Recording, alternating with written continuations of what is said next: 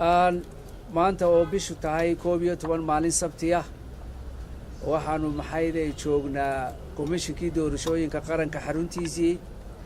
waananu ku dhannahay saddexdii murashaxna wayna la joogaan Faysal iyo Muuse iyo Cabdiraxmaanba waan iskarab taaganahay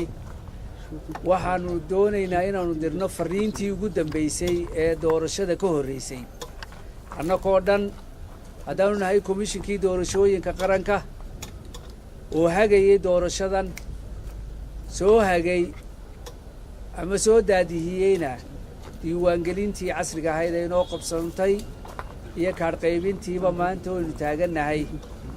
goobtii laga maamulayay doorashada waxaanu maxayday fariin u diraynaa dhammaan muwaadiniinta Somaliland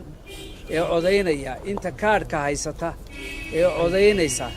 ayaanu fariin u diraynaa annagoo gamcaysaysanna u wada jirna annagoo ujeeddadaydu tahay hal meel iyo hal mid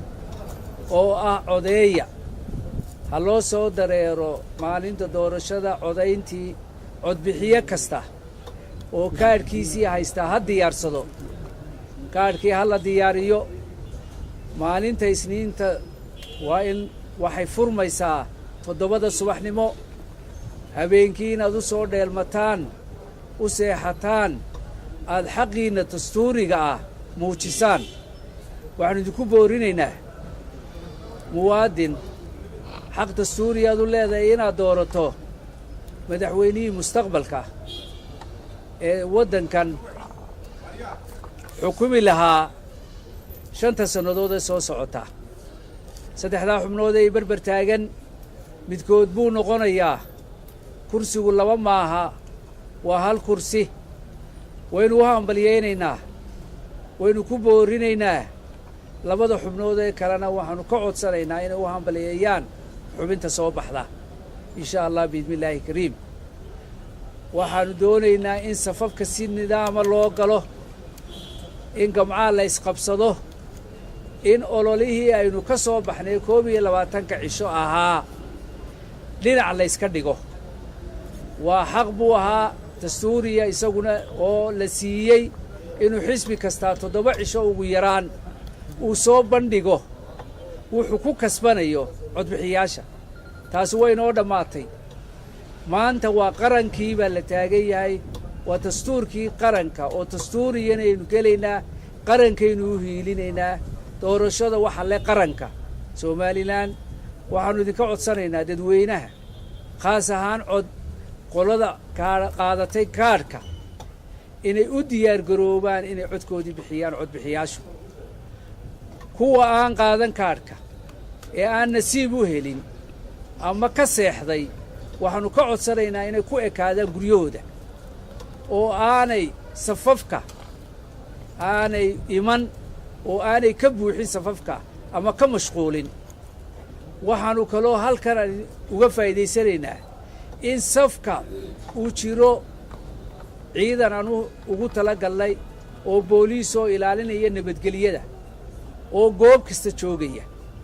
waxaa intaa dheer shaqaale komishinku leeyahay oo iyaguna safhagayaala oo safka idiin nidaamin doona waa fadlan dadkaa tixgeliya oo meesha idin yidhaahdaan istaaga oo la shaqeeya kaadhka codbixinta xaggiisa dambe markaad rogtaan waxa ku yaalla dusha sare goobta aad ka codaynayso ee liiskaagi yaallo ee uu magacaagi yaallo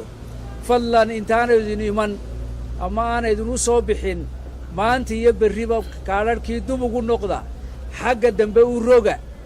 halka ugu sarraysa eega waxa ku taalla goobtii aad ka codayn lahayd magaceeda iyo nambarkeedii haddii aad muhmalkaa galo waxaanu idinka codsanaynaa 513054 nambarka aan ku celiyo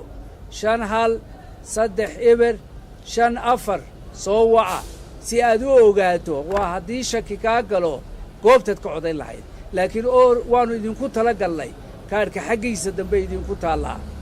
waxaanu idinka codsanaynaa codbixiyaashu inay safafka hagaajiyaan waxaannu kaloo halkan fariin uga diraynaa dadka laxaadkoodu dhiman yahay, dadka caamada ah, dumarka uurka leh, dumarka isshaqsiinaya, dadka gaboobay, dadkaa ixtiraama, iyaga ha la sii daayo sidaannu calaamadaha ku samaynay ama ku wacyigelinnay. dadkaasu way ugu horraynayaan, safka isma taagi karaan,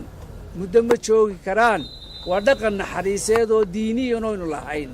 markaa dadka liitaa way ka horraynayaan. ha ku buuqina markuu safaaguhu soo kaxeeyo, ha u qaadinina inuu eeddadii wado. wuxuu wadaa waxaannu ku amarnay xeerkuna na siinayo.